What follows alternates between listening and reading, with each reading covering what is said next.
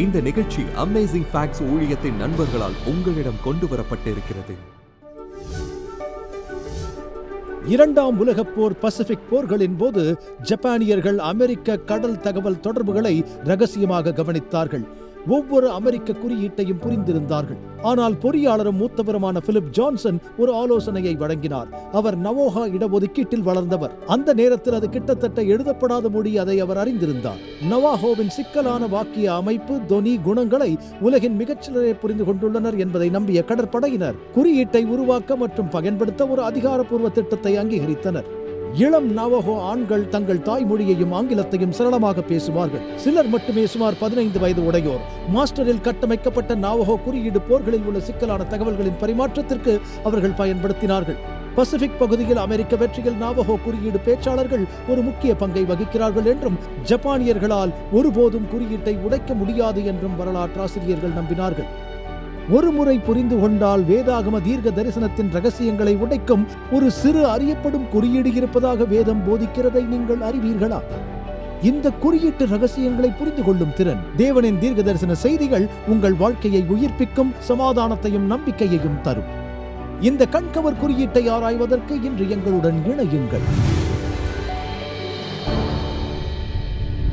ஷார்லட்டில் உங்களுடன் இருப்பதில் நாங்கள் மிகவும் மகிழ்ச்சி அடைகிறோம். இந்த தொடரை நாங்கள் எதிர்பார்த்துக் கொண்டிருந்தோம். வேதாகம தீர்க்க தரிசனத்தை அடிப்படையாக கொண்ட புதிய விளக்க காட்சியின் தொகுப்பை நாங்கள் ஒன்றாக இணைத்துள்ளோம். குறிப்பாக கடைசி கால தீர்க்க தரிசனத்தில் இன்று உலகில் நடந்து கொண்டிருக்கும் எல்லாவற்றையும் இது வெளிச்சத்துக்கு கொண்டு வருகிறது. இன்றிரவனும் விளக்க காட்சி தீர்க்க தரிசனத்தில் உள்ள ரகசிய குறியீட்டை குறித்து பேசுகிறது. அது உங்களுக்கு தெரியுமா? பல ஆண்டுகளுக்கு முன் ஒரு புதிரான இயந்திரத்தை குறித்து நான் கேள்விப்பட்டு இருக்கிறேன். நீங்களும் அதை குறித்து கேள்விப்பட்டிருக்கலாம். இந்த இயந்திரம் உண்மையில் முதலாம் உலகப் போரின் போது மீண்டும் கட்டமைக்கப்பட்டது, வணிகத்திற்காக பயன்படுத்தப்பட்டது. ஆனால் இரண்டாம் உலகப் போர் வெடித்தபோது சக்கரங்கள், கியர்கள், பொத்தான்கள் மற்றும் கம்பிகள் போன்ற நம்ப முடியாத அதிநவீன இயந்திரம் என நாசிகள் இதை கண்டுபிடித்தார்கள். இதனால் அவர்கள் இந்த இயந்திரத்தின் மூலம் செய்தியை பரிமாறிக்கொண்டார்கள். இயந்திரத்தின் குறியீடு புத்தகம் உள்ளவர்கள் மட்டுமே இயந்திரத்தின் மறுமுனையில் அந்த செய்தியை புரிந்து கொள்ள முடியும். இது உடைக்க முடியாத குறியீடு என்று அவர்கள் கண்டறிந்தனர். ஆனால் அவர்கள் எதை கணக்கிடவில்லை என்றால், சில பிரிட்டிஷ் முகவர்களுடன் பணிபுரிந்த புத்திசாலித்தனமான போலந்து கணிதவியலாளர் குழுவினரை அவர்களால் புதிரான குறியீட்டை சிதைக்க முடிந்தது. அதுவும் ஒரு ரஷ்ய ஈவ் படகிலிருந்து ஒரு குறியீட்டு புத்தகத்தை அவர்கள் கைப்பற்றியதோடு அவர்கள் மூழ்கி போனார்கள். எனவே குறியீட்டு புத்தகம் கைப்பற்றப்பட்டதை ஜெர்மானியர்கள் அறியவில்லை. இரண்டாம் உலகப் போரின் கடைசி பாதியில் ஜெர்மன் இராணுவத்திற்கு இடையேயான கடித பரிமாற்றத்தை அவர்களால் புரிந்து கொள்ள முடிந்தது. அமெரிக்கா ஒரு கணினியை உருவாக்கியது. செய்தியை பெற்றவுடன் விரைவாக புரிந்து கொள்ள வேண்டியிருந்தது. இது அருமையான கம்ப்யூட்டர்களில் ஒன்று, ஒரு ட்ரக் போல் பெரியது. இப்போது அது உங்கள் கடிகாரத்தில் பொருந்தும். கணினி செய்ததெல்லாம் புரிந்து கொள்ளும் புதிரான செய்திகள். அமெரிக்கா அந்த இயந்திரத்தை அவர்களுக்காக உருவாக்கியது. நட்பு நாடுகளின் ஒருங்கிணைந்த பணிகள் மூலம் அவர்கள் இரண்டாம் உலகப் போரிலிருந்து 2 ஆண்டுகள் விடுப்பு போல எண்ணுகிறார்கள். ஏனெனில் அந்த இயந்திரத்தின் குறியீட்டை அவர்கள் புரிந்து கொண்டார்கள். இயற்கையிலும் வேதத்திலும் சுழற்சிகள் இருப்பதை நாம் நன்றாக அறிவோம். எசேக்கியேல் 1ஆம் அதிகாரத்தில் கூட அது ஒரு சக்கரத்தினுள் ஒரு சக்கரம் குறித்து பேசுகிறது. சக்கரங்களுக்குள் இந்த சக்கரங்களை குறித்து வேதாகம தீர்க்க தரிசனத்தில் சொல்லப்பட்டிருக்கிறதை நீங்கள் காணலாம். இன்றிரவு நம் விளக்க காட்சியில் அந்த சில அசாதாரண சுழற்சியினை குறித்து கொஞ்சம் பேசப் போகிறோம். இப்போது நாங்கள் இதை தொடர்ச்சியான கேள்விகளோடு ஆரம்பிக்கப் போகிறோம். முதல் கேள்வியை கேட்கப் போகிறேன். இந்த வகையான கேள்வி பதில் கற்பித்தல் முறையை பயன்படுத்த இருக்கிறேன். இயேசு நமக்கு சில அடையாளங்களை கொடுத்திருக்கிறாரா? அதனால் அவருடைய வருகை சமீபித்து விட்டது என்பதை குறிக்கும் வகையில் நாம் அறிந்து கொள்ள முடியுமா? சமீபிக்கும் நாள், மணி நேரத்தை குறித்து பேசவில்லை. அவர் என்ன சொன்னார்? சூரியனிலும் சந்திரனிலும் நட்சத்திரங்களிலும் பூமியிலும் தேசங்களில் அடையாளங்கள் தோன்றும் என்று இயேசு சொன்னார். மேலே உள்ள விஷயங்கள் மனிதகுலத்தின் காரியங்கள், இயற்கையில் உள்ள விஷயங்கள், அதில் அடிக்கடி உண்டாகிற அவற்றின் நிகழ்வு தீவிரமடையும் அடையாளங்கள் என சொல்கிறது. மேலும் இது அவருடைய வருகை நெருங்கிவிட்டதை குறிக்கிறது. இயேசு இவைகள் சம்பவிக்க தொடங்கும் போது உங்கள் தலைகளை உயர்த்துங்கள் என்றார். நான் இங்கே நிறுத்தி சுமார் 50 வெவ்வேறு விஷயங்களின் விளக்க காட்சிக்கு போக விரும்புகிறேன். கடைசி தலைமுறையினராக நாம் வாழ்கிறோம் என்று நமக்கு சொல்லும் அடையாளங்கள் என்று நான் நினைக்கிறேன். சிலவற்றை இப்போது பட்டியலிடப் போகின்றேன். ஒன்று தானியேல் 12ஆம் அதிகாரத்தில் 4ஆம் வசனத்தில் காணப்படுகிறது. தானியேலாகிய நீயோவென்றால் முடிவு காலம் மட்டும் இந்த வார்த்தைகளை புதை பொருளாக வைத்து இந்த புஸ்தகத்தை முத்திரை போடு. அப்போது அநேகர் இங்கும் அங்கும் ஓடி ஆராய்வார்கள், அறிவும் பெருகிப்போம் என்றான். ஃபாஸ்டர் ரோஸ் நான் குறிப்பிடுவதை நீங்கள் கேள்விப்பட்டிருப்பீர்கள். நாங்கள் தென்னாப்பிரிக்காவில் சில வாரங்களுக்கு முன்பு தேசத்தின் மறுபக்கத்தில் இருந்தோம். கேரனும் நானும் இந்த ஆண்டு கடந்த ஆண்டு எப்படியோ ஃபிஜி நியூசிலாந்தில் இருந்தோம். மக்கள் உலகம் முழுவதும் செல்கிறார்கள். கிறிஸ்துவின் நாட்களில் அவர்கள் அதை ஒருபோதும் செய்ததில்லை. அவர் பிறந்த இடத்திலிருந்து 100 மைல்களுக்கு மேல் பயணம் செய்ததில்லை. உங்களில் எத்தனை பேர் வளர்ந்து தங்கள் வாழ்நாள் முழுவதும் 100 மைல் தூரம் பயணம் செய்யாமல் கழித்த ஒருவரை அறிந்திருக்கிறீர்கள்? கடலில் 70 மைல் பயணம் செய்த ஒருவரை அறிந்திருக்கிறேன். 80 வயது வரை அவர் கடலை பார்த்ததில்லை. அவரை யாரோ அழைத்துச் சென்றிருக்கிறார்கள். அவர் ஆச்சரியப்பட்டார், நிறைய தண்ணீர் இருக்கிறது என்று. ஆனால் மக்கள் ஓடி ஆராய்வார்கள், அறிவும் பெருகிப் போம். உங்களில் எத்தனை பேரிடம் ஸ்மார்ட் போன் இருக்கிறது? யுகங்களின் ஞானங்கள் அனைத்தையும் இப்பொழுது பேசுவதன் மூலம் அணுகலாம், கேள்வி கேட்கலாம். எனது தொலைபேசியில் இந்த அம்சத்தை நான் கண்டுபிடித்தேன். ஆச்சரியமாக இருக்கிறது. ஸ்மார்ட் போன் உண்மையில் என்னை ஊமையாக உணர வைக்கிறது. அப்போஸ்தலன் பவுலுக்கு நீங்கள் அப்படி ஏதாவது காட்டியிருந்தால் அவைகளால் அடிமைப்பட்டிருப்பதாக நினைப்பார். ஆக மனிதனின் வரலாற்றில் அனைத்தையும் இணைத்ததை விட கடந்த 50 ஆண்டுகளில் அறிவு அதிகமாகிவிட்டது. எனவே அது அடையாளங்களில் ஒன்று. இங்கே இன்னொன்று. இயேசு ராஜ்யத்தினுடைய இந்த சுவிசேஷம் பூலோகம் எங்குமுள்ள சகல ஜாதிகளுக்கும் சாட்சியாக பிரசங்கிக்கப்படும். அப்போதுதான் முடிவு வரும்.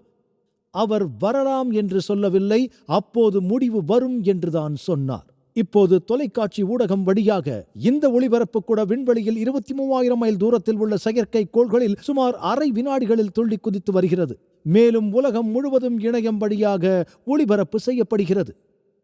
இது ஒரு விளக்க காட்சி, ஒரு ஊழியம். உண்மையில் ஊழியங்களின் குழு அமைப்பு நூற்றுக்கணக்கான சுவிசேஷங்களை பிரசங்கிக்கின்றன. 1.5 வருடங்களுக்கு முன்பு இந்த முழு ஆடிட்டோரியம் போல் சீனாவின் பிரதான நிலப்பகுதியில் இலவசமாக 15 விளக்க காட்சிகள் கொண்ட முதல் பொது சுவிசேஷ நிகழ்ச்சி ஒன்றை நடத்தும் குழுவினரோடு இணைய எனக்கு பாக்கியம் கிடைத்தது. 59 ஆண்டுகளில் இப்படி முதல் அனுமதிக்கப்பட்ட பிரசங்கம் அது என்று அவர்கள் என்னிடம் சொன்னார்கள். அப்படி நடப்பதை நாங்கள் கண்டோம். டிவிடி, இணையம், நற்செய்தி இப்போது எல்லா இடங்களிலும் செல்கிறது. எல்லோரும் விசுவாசிப்பார்கள் என்று இயேசு சொல்லவில்லை. அவர் சொன்னார், அது சகல தேசங்களுக்கும் பிரசங்கிக்கப்படும், அப்போது முடிவு வரும். இதை பார்க்கும் அந்த தலைமுறையில் நாம் வாழ்கின்றோம். இப்போது இது இன்றிரவு நம் ஆய்வின் இறுதியில் நான் சரியாக வலியுறுத்த வேண்டிய ஒரு பகுதி. அடுத்த கேள்வி, இயேசு திரும்பி வரப்போகிற சரியான தேதியை யாராவது அறிய முடியுமா? நான் சில அடையாளங்களை குறித்து பேசப் போகிறேன். நாம் கவனமாக இருக்க வேண்டும். இயேசு தெளிவாக இருக்கிறார். அந்த நாளையும் அந்த நாழிகையையும் என் பிதா ஒருவர் தவிர மற்றொருவரும் அறியான், பரலோகத்தில் உள்ள தூதர்களும் இதை அறியார் என்று. இயேசு பிறந்து 2000 ஆண்டுகளுக்கு பிறகு வருவார் என்று சிலர் நினைத்தார்கள். நான் உண்மையில் 1999 பதிவிட்டிருக்கிறேன், அது உண்மையில்லை என்றேன். அது ஏன் என்று தெரியுமா? எல்லோரும் நினைத்தார்கள். 1999 ஏற்பட்ட பெரிய சீற்றம் உங்களுக்கு நினைவிருக்கிறதா? உங்களில் யாராவது அப்போது உயிருடன் இருக்கக்கூடுமா? உங்களில் யாராவது நீங்கள் Y2K-ஐ நினைவு வைத்திருந்தால், நான் சொன்னேன் டிசம்பர் 31, 1999 இயேசு வருவார் என்று நான் நினைக்கவில்லை என்று. ஏனென்றால் இயேசு நீங்கள் நினையாத நாழிகையிலேயே மனுஷகுமாரன் வருவார் என்று சொல்லியிருக்கிறார், தெளிவாக சொல்லியிருக்கிறார். இப்போது சபை தூங்கிவிட்டது. அது எந்த நேரமாகவும் இருக்கலாம். சிலர் தேதிகளை நிர்ணயித்து, ஆம், இயேசு 2000 வருடங்களில் வரப்போகிறார், அவருடைய பிறப்பிலிருந்து இல்லை, அவருடைய ஊழியத்திலிருந்து ஞான ஸ்நானம், அபிஷேகம் என்றார்கள். மரணத்திலிருந்து 2000 ஆண்டுகள் என்று சொன்னார்கள். நண்பர்களே, அப்படி நினைக்கக்கூடாது. ஏன் என்று நான் சொல்கிறேன். நீங்கள் நினைப்பதை விட சீக்கிரமாக இருக்கக்கூடும். அந்நாட்கள் குறைக்கப்படாதிருந்தால் ஒருவனாகிலும் தப்பிப்போவதில்லை என்று இயேசு சொல்கிறார். ஆண்டவர் பொறுமையுள்ளவராக இதை நிறைவேற்றுவார். யாரும் அழிந்து போக நாம் ஆயத்தமாக இருக்கக்கூடாது. அவரால் முடிந்தவரை ரட்சிக்க கடைசி நிமிடம் வரை காத்திருக்கிறார். எனவே தேதிகளை சுட்டிக்காக்க நாம் மிகவும் கவனமாக இருக்க வேண்டும், மிகவும் கவனமாக இருக்க வேண்டும். உங்களில் சிலர் தேதி உங்களுக்கு தெரிந்தால் அது உங்கள் வரிகளை தாக்கல் செய்வது போல ஆகும். கடைசி நிமிடம் வரை காத்திருக்க ஆயத்தமாகுங்கள். எனவே நீங்கள் தயாராக இருக்க வேண்டும் என்று கர்த்தர் விரும்புகிறார். ஆனால் அது எப்போது நெருங்குகிறது என்பதை நாம் அறிந்து கொள்ளலாம். இயேசு வானிலை எப்படி சொல்வது என்று உங்களுக்கு தெரியும் என்றார். அதாவது வானிலை செயற்கை கோள்களால் வானிலையை மிக துல்லியத்துடன் கணிக்க முடியும். மேலும் அவர்களுக்கு ஒரு முன்னோக்கம் உண்டு. காலத்தின் அடையாளங்களை நீங்கள் இப்படி பார்க்க முடியுமா? ஆகவே கர்த்தர் காலங்களின் அடையாளங்களை நமக்கு கொடுக்கிறார். ஆனால் அவர் வரும் அந்த நாளையும் அந்த நாழிகையையும் எந்த மனிதனும் அறியார். நீங்கள் விழிப்புடன் இருக்க வேண்டும் என்று நான் விரும்புகிறேன். இந்த விளக்க காட்சியில் நான் அதை தெளிவுபடுத்தவும் போகின்றேன். நான் சில அடையாளங்களை குறித்து பேசப் போகின்றேன். சரி, கேள்வி எண் 3.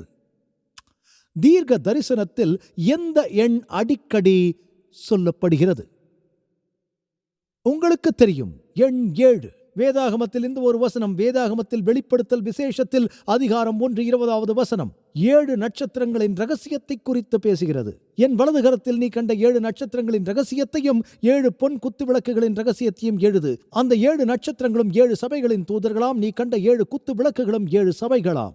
எண் 7 குறித்து இது மிகவும் தெளிவாக சொல்கிறது. வேதத்தில் நான் ஒரு சிறிய பட்டியலை இங்கே போட்டிருக்கின்றேன். வேதத்தில் காணும் சில 7 காரியங்களை நான் சேகரித்தேன். கர்த்தர் வெறுக்கிற 6 விஷயங்கள், ஆம் 7ம் அவருக்கு அருவருப்பானவை. 7 கொடிய பாவங்கள். நியாய தீர்ப்பு அது பயமுறுத்துகிறது. அது நியாய தீர்ப்புடன் இணைக்கப்பட்டிருப்பதால் 7 மன்னிப்புடன் இணைக்கப்பட்டுள்ளது. உதாரணமாக, பேதுரு ஆண்டவரிடத்தில் என் சகோதரன் எனக்கு விரோதமாக குற்றம் செய்து வந்தால் எத்தனை முறை மன்னிப்பது என்றார். 7 70 தரம் என்று இயேசு சொன்னார். 7 தரம் அல்ல, 7 70 தரம். மீண்டும் மன்னிப்பு. ஆசாரியன் கர்த்தருக்கு முன்பாக சென்று பலியின் இரத்தத்தை எடுத்து அதை கர்த்தருக்கு முன்பாக 7 முறை தெளிப்பான். எனவே 7 மன்னிப்புடன் இணைக்கப்பட்டுள்ளது. குஷ்டரோகியாக இருந்த படைத்தலைவன் நாகமானை குறித்து 2 ராஜாக்கள் 5ஆம் அதிகாரத்தில் உங்களுக்கு நினைவிருக்கலாம். யோர்தானில் 7 தரம் கழுவும்படி அவருக்கு சொல்லப்படுகிறது. யோர்தான் என்பது இயேசு முழுக்காட்டுதல் பெற்ற இடம். மரணம், அடக்கம், உயிர்த்தெழுதல், ஞான ஸ்நானம் 7 முறை. மிரியாம் தனது குஷ்டரோகத்தால் 7 நாள் பாளையத்துக்கு புறம்பே விலக்கப்பட்டிருந்தாள். பின்னர் அவள் குணமடைந்தாள். எனவே 7 என்பது சில நேரங்களில் நியாய தீர்ப்பை குறித்து பேசும் கால சுழற்சியை போன்றது. 7 சுழற்சியை குறிக்கும் வேறு சில வேதாகம நிகழ்வுகள் என்ன? சீனாய் மலையில் மோசே 10 கட்டளைகளை பெற்றார். 40 பகலும் 40 இரவுகளும். உங்களுக்கு நினைவிருக்கிறதா? மலைக்கு செல்வதற்கு மற்றொரு காலம் இருந்தது. கர்த்தருடைய மகிமை சீனாய் மலையின் மேலே தங்கி இருந்தது. மேலும் 6 நாள் அதை மூடியிருந்தது. எவ்வளவு காலம்? 6 நாட்கள். மற்றும் 7ஆம் நாளில் அவர் மேகத்தின் நடுவிலிருந்து மோசேயை கூப்பிட்டார். மோசே மேலே சென்றார். அவர்களிடம் இருந்த மற்றொரு சட்டம். எபிரேயரில் ஒரு அடிமையை கொண்டாயானால் யாத்ராகமம் 21:2 அவன் 6 வருஷம் சேவித்து 7ஆம் வருஷத்திலே விடுதலை பெற்று போக கடவன். இப்போது இயேசு வரும்போது சிறைபிடிக்கப்பட்டவர்களை விடுவிப்பாரா? 6 ஆண்டுகள் உலகில் ஜனங்கள் பிசாசுக்கு அடிமைப்பட்டு கிடக்கின்றார்கள். அவர் ஒரு மோசமான ஆசிரியர். கர்த்தர் வரப்போகிறார், சிறைப்பட்டவர்களை விடுவிப்பார். கிறிஸ்துவை விசுவாசிக்கிறவர்கள் அந்த நேரத்தில் விடுவிக்கப்படுவார்கள். எரிகோ. இஸ்ரவேல் புத்திரர் வாக்கு பண்ணப்பட்ட தேசத்தை கைப்பற்றிய முதல் யுத்தம். எரிகோ நகரை சுற்றி எத்தனை முறை அவர்கள் அணிவகுத்து சென்றார்கள்? 13 முறை. எல்லோரும் தவறாக புரிந்து கொண்டார்கள். கடைசி நாளில் அவர்கள் எத்தனை முறை நகரத்தை சுற்றி வந்தார்கள்? அவர்கள் 6 நாட்களுக்கு ஒரு முறை நகரத்தை சுற்றி வந்தார்கள் என்று அதில் கூறுகிறது. பின்பு 7ஆம் நாளில் அவர்கள் 7 முறை நகரத்தை சுற்றி வந்தார்கள். ஆக மொத்தம் 13. கடைசி ராபோஜனத்தில் எத்தனை பேர் இருந்தார்கள்? 13. இதன் பொருள் என்ன? எனக்கு தெரியாது. இந்த எண்களை குறித்து நினைப்பேன். உங்கள் சுத்த மனதை சோதியுங்கள். உங்கள் யோசனைகளை எனக்கு தரலாம். 6 நாட்கள் நகரத்தை சுற்றி அணிவகுத்து சென்றார்கள். பின்பு 7ஆம் நாள் வாக்களிக்கப்பட்ட தேசத்தை சுதந்திரித்தார்கள். வேதத்தில் 7 என்பதின் வேறு சில காரியங்கள் என்ன? நிறைய இருக்கிறது நண்பர்களே. ஏனோக்கு. யூதா புத்தகத்தில் நீங்கள் படிக்கலாம். ஆதாமுக்கு 7ஆம் தலைமுறையான ஏனோக்கு என்று. ஜனங்களை கண்டிக்கிறதற்கு 1000 பரிசுத்தவான்களோடும் கூட கர்த்தர் வருகிறார் என்று முன் அறிவித்தான். நாம் பேசினோம். மெத்துசலாவின் தகப்பன் ஏனோக்கு. ஏனோக்கு எந்த வழியில் எடுத்துக் கொள்ளப்பட்டார்? மேகங்கள் மேல். அவர் என்ன தலைமுறை? அவர் 7ஆவது. ஆகவே நீங்கள் ஆதாம், சேத், ஏனோஸ் ஆகியோரிடமிருந்து எண்ணினால் ஏனோக்கு வழி செல்வீர்கள். அவருக்கு முன் 6 தலைமுறை 7ஆவது மேகங்கள் மேல் எடுத்துக் கொள்ளப்பட்டது. 7ஆவது யூதா கூறுகிறார். கர்த்தரை குறித்து பேசுகிறார். மிகவும் சுவாரஸ்யமானது. ஒருவேளை நான் உண்மையில்லாத விஷயங்களை பார்க்கலாம். ஆனால் நான் ஒரு மாதிரியை பார்க்கிறேன். 6 இக்கட்டுகளுக்கு உம்மை நீங்களாக்குவார், 7ஆவதிலும் பொல்லாப்பு உம்மை தொடாது என்று நீங்கள் யோபில் வாசிக்கிறோம். ஏன் 7இல் தீமை நம்மை தொடாது? நாம் சிக்கிக் கொள்கிறோம். தேசத்தில் பஞ்சம் உண்டானதை நீங்கள் நினைவில் வைத்திருப்பீர்கள். எலியா மழைக்காக ஜெபித்தார். தன் ஊழியக்காரனை நோக்கி, நீ போய் சமுத்திரமுகமாய் பாரு என்றார். இன்னும் மழை வரவில்லை. 3.5 ஆண்டுகளாக. மீண்டும் ஜெபித்தார், மீண்டும் ஜெபித்தார், மீண்டும் ஜெபித்தார். 6 முறை ஊழியக்காரன் திரும்பி வந்து ஒன்றுமில்லை. அவர் ஜெபித்த 7ஆவது முறை சிறிய மேகம் எழும்பியது. சமுத்திரத்திலிருந்து எழும்பியது. வானம் மேகங்களினாலும் காற்றினாலும் கருத்து பெருமழை உண்டாயிற்று. அப்படியே நண்பர்களே, இயேசு வருவதற்கு முன் ஒரு புயல் இருக்கும். கிறிஸ்து சொன்னார், அதே நேரத்தில் தேசத்தில் இதுவரை உண்டாயிராத ஆபத்து வரும் என்று. அதே நேரத்தில் இவையெல்லாம் சம்பவிக்க வேண்டியதே. இதைத்தான் இயேசு முடிவு பரியந்தம் நிலை நிற்பவனே ரட்சிக்கப்படுவான் என்றார். அவருடைய வார்த்தையை நாம் விசுவாசிப்போம், கர்த்தரை நேசிப்போம். நண்பர்களே, எங்கும் சென்று விடாதீர்கள். இன்னும் கொஞ்ச நேரத்தில் நாங்கள் இன்றைய பிரசங்கத்திற்கு திரும்புவோம். நாம் தனியாக இல்லை, ஒரு யுத்த களத்தில் வாழ்கிறோம். நல்லது மற்றும் தீயது, சரியானது மற்றும் தவறானது இடையே இந்த நிலையான போராட்டத்தை நாம் உணர்கிறோம். இப்படிப்பட்ட போராட்டத்தை எதிர்கொள்கிறோம். நாம் தேவனுக்கு வலுவாக இருக்க வேண்டும். ஆனால் மாம்சம் பலவீனமாக இருப்பதால் அடிக்கடி நாம் வீழ்ந்து போகிறோம். அற்புதமான உண்மைகள் இப்பொழுது உங்களுக்கு மிகவும் சிறப்பு வாய்ந்த மற்றும் ஊக்கமளிக்கும் இலவச ஆதாரங்களை அனுப்ப தயாராக இருக்கிறது. உங்கள் இலவச நகலை பெற உங்கள் திரையில் காணும் தொலைபேசி எண்ணில் அடையுங்கள். கூட சலுகை /301 குறிப்பிடுங்கள் அல்லது திரையில் காணும் இணைய முகவரியை பார்வையிடுங்கள். மேலும் இந்த நம்ப முடியாத ஆதாரங்களை படித்த பிறகு உங்கள் நண்பர்களுடன் பகிர்ந்து கொள்ளுங்கள். திரும்பி மீண்டும் வருவோம். தேவனின் வார்த்தையிலிருந்து இன்னும் சில அற்புதமான உண்மைகளை அறிந்து கொள்வோம். அவர் திரும்பி வருவதில் தாமதம் இருக்கலாம் என்று இயேசு முன்னறிவித்தாரா? அதாவது 6000 ஆண்டுகள் கடந்துவிட்டன. கிறிஸ்து பிறந்து 2000 ஆண்டுகள் ஆகிவிட்டன. அவர் ஏன் இன்னும் திரும்பி வரவில்லை? இயேசு முதலில் வந்ததை மறந்து விடாதீர்கள். அவர் முதல் வருகைக்கு சபை தயாராக இருந்ததா? அவர் சொந்த ஜனங்கள் வேதத்தோடு மேசியாவிற்கு காத்திருந்து சோர்ந்து போனார்களா? பிசாசு போன்று வேறு ஏதாவது இருக்கப் போகிறதா என்று நாம் ஏன் நினைக்க வேண்டும்? இது முதல் வழியில் இருந்தபடியே இரண்டாவது வருகையும் அதே வழியில் இருக்கும். அவர்கள் வேதத்தை படிக்கவில்லை. கிழக்கில் ஒரு சில ஞானிகள், சபையில் வரும் ஜனங்கள், அன்னாள் சிமியோன், வயலில் சில மேய்ப்பர்கள். பெரும்பாலான ஜனங்கள் முதல் வருகையில் தயாராக இல்லை. பிசாசு மாறவில்லை. ஆகவே இயேசு நமக்கு கொடுத்த சில எடுத்துக்காட்டுகள் என்னவென்றால், அவர் உங்கள் விசுவாசத்தை சோதிக்கும் பொருட்டு குறைந்தபட்சம் தாமதத்தின் பார்வையை அவர் சொன்னார் என்பதை நாம் அறிந்து கொள்வோம். இயேசு மத்தேயு 24 அடையாளங்களை கொடுத்த பிறகு இரண்டாவது வருகையை குறித்து பேசுகிறார். அவர் சீஷர்களிடம், அந்த ஊழியக்காரனோ பொல்லாதவனாயிருந்து என் ஆண்டவர் வர நாள் செல்லும் என்று தன் உள்ளத்திலே சொல்லிக்கொண்டு வெறியரோடே புசிக்கவும் குடிக்கவும் தலைப்பட்டால், என் ஆண்டவன் வர நாள் செல்லும் என்று பிரசங்கிக்கப்பட்டால் அதை ஏன் குறிப்பிட வேண்டும்? மோசே திரும்பி வர காத்திருந்து இஸ்ரவேல் புத்திரர் சோர்வடைந்த போது என்ன நடந்தது? 10 கட்டளைகளை பெறுவதற்காக மோசே மலைக்குச் செல்கிறார். ஆனால் அவர், உங்களுக்கு தெரியும், 80 வயதுக்கு மேற்பட்டவர். அவர் மலை மேல் செல்கிறார். மலையிலிருந்து இடி புகை வெளியே வருகிறது. மலையின் நடுக்கம். சில வாரங்களுக்கு பிறகு கவலைப்படத் தொடங்குகிறார்கள். அங்கே ஒரு வயதானவர், அவர் முறுக்கப்பட்டிருக்கலாம். ஒருவேளை திரும்பி வராமல் போகலாம். 3 வாரங்களுக்கு பிறகு, 4 வாரங்களுக்கு பிறகு, 40 நாட்களுக்கு பிறகு அவர் திரும்பி வரமாட்டார். நாம் மலைக்கு செல்ல முடியாது, தடை செய்யப்பட்டுள்ளோம். வேறு யாரையாவது ஏற்பாடு செய்ய வேண்டும். மோசே வர தாமதித்த போது, மோசே மலையிலிருந்து இறங்கி வர தாமதிக்கிறதை ஜனங்கள் கண்டபோது அவர்கள் சோதனைக்கு உட்படுத்தப்பட்டனர். அவர்கள் என்ன செய்தார்கள்? பலர் சோதனையில் தோற்றுப்போனார்கள். அவர்கள் ஒரு பொன் கன்றுக்குட்டியை உருவாக்கி ஆராதிப்பதில் சமரசம் செய்து கொண்டார்கள். இன்று சபையில் இதே மாதிரி சோதனைகளை எதிர்கொள்ள வேண்டுமா? நாம் இப்போது காத்திருக்கும் நேரத்தில் இருக்கிறோம். எப்போதும் நம் நம்பிக்கை வலுவாக இருக்க வேண்டும்.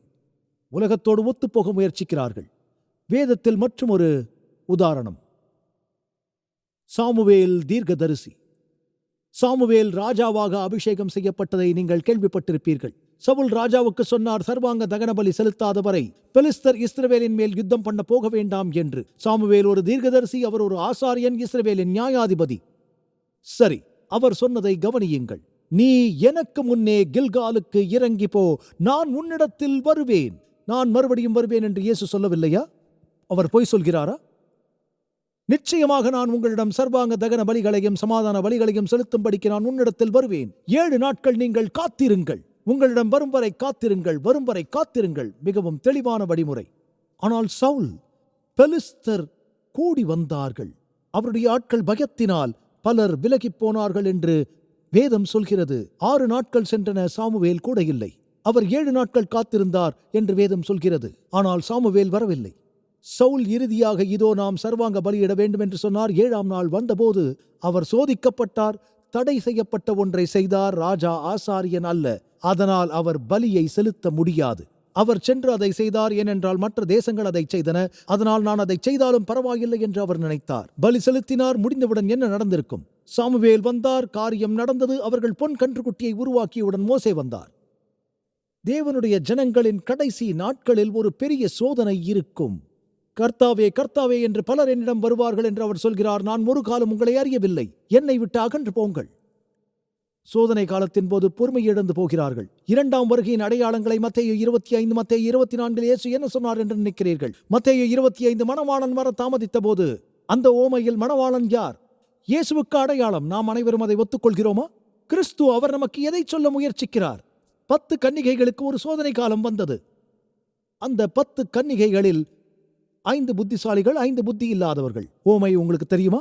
சோதனை நேரம் ஒன்று இருக்கிறது. சோதனையில் பாதி பேர் தோற்றார்கள். அவர் திரும்பி வரமாட்டார் என்று அவர்கள் நினைத்தார்கள். சில சமயங்களில் நம் விசுவாசத்தை ஆண்டவர் சோதிப்பார். இயேசு திரும்பி வருவதற்கு உண்மையில் தாமதிக்கிறாரா? தீர்க்க தரிசனங்களை வாசிப்போம். ஆபகுக்கில் சொல்கிறது, குறித்த காலத்துக்கு தரிசனம் இன்னும் வைக்கப்பட்டிருக்கிறது. முடிவிலே அது விளங்கும், அது பொய் சொல்லாது.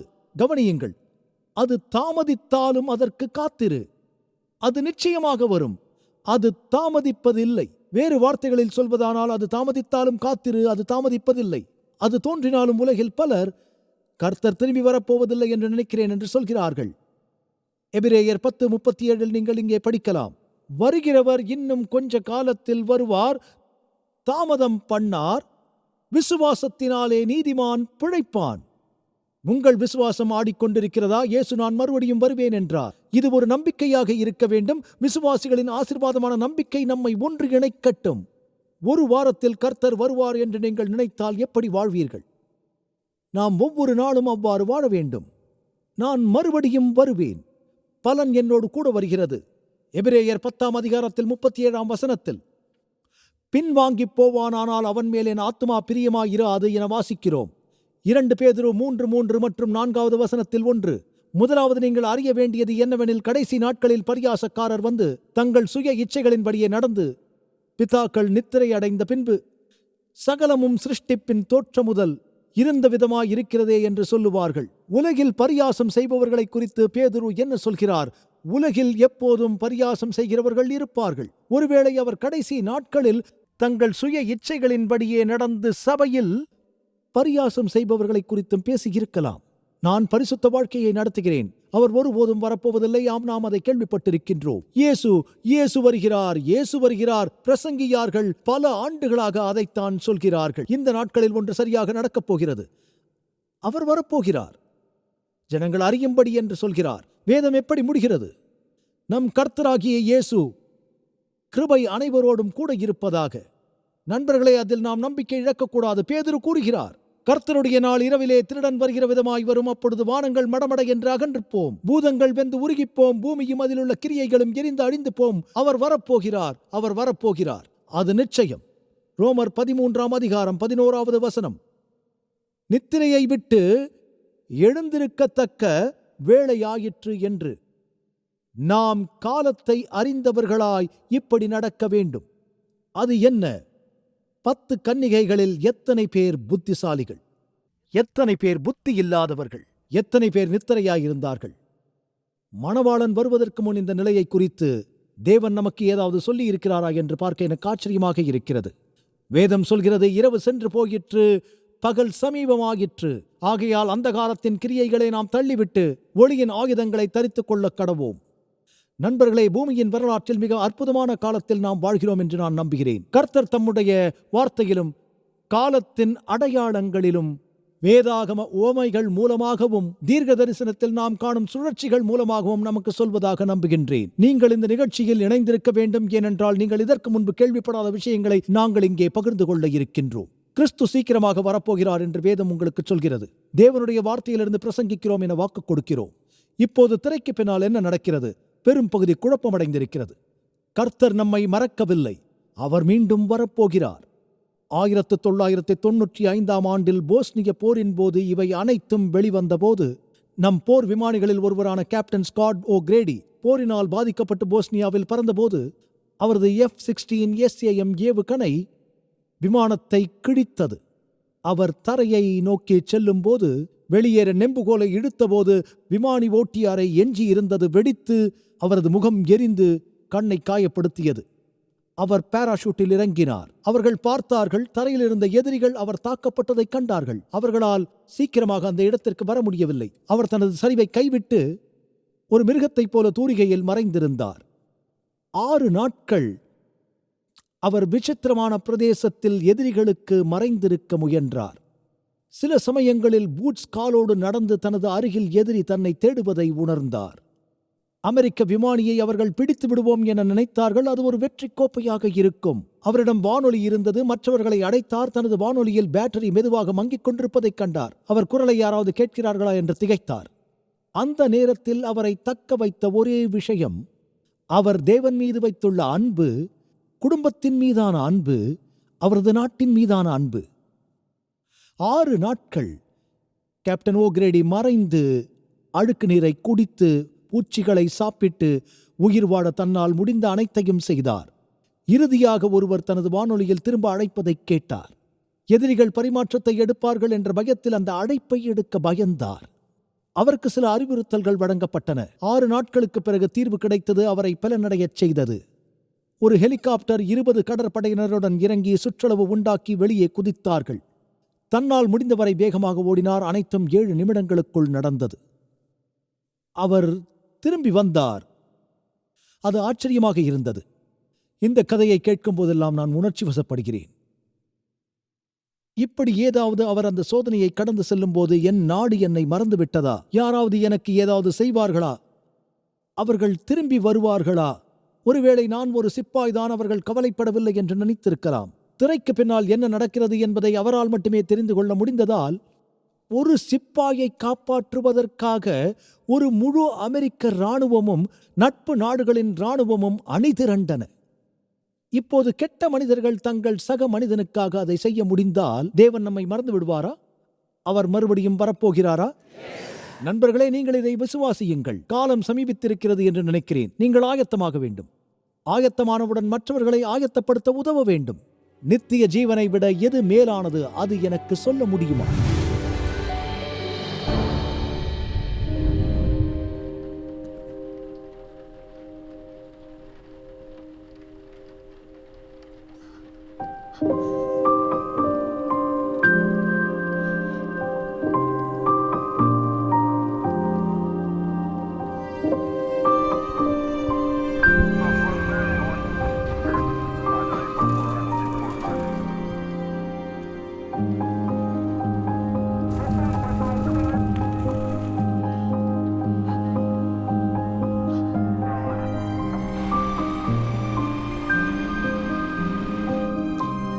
கூட்டம் ஒன்றாக கூடி வர முடியும். இனி வலி இல்லை, இனி காவல் நிலையம் இல்லை, இனி நோயும் இல்லை, மரணமும் இல்லை, துக்கமும் இல்லை.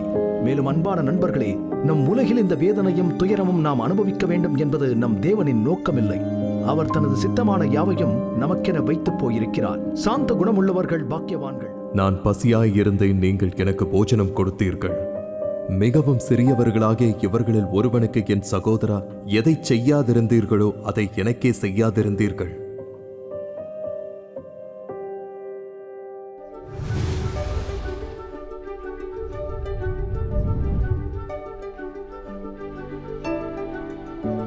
இன்றைய இலவச சலுகையை விண்ணப்பிக்க மறந்து விடாதீர்கள். அது நிச்சயம் ஆசீர்வாதமாக இருக்கும். உங்களது தொடர்ச்சியான ஆதரவுக்கு நன்றி. நாங்கள் இயேசு கிறிஸ்துவின் சுவிசேஷத்தை உலகெங்கிலும் கொண்டு செல்கிறதனால் நீங்கள் அடுத்த வாரம் இணைந்திருக்க உதவி செய்து கர்த்தருடைய வேத வார்த்தையில் மூழ்கி அற்புத உண்மைகளை ஆராயச் செய்வோம்.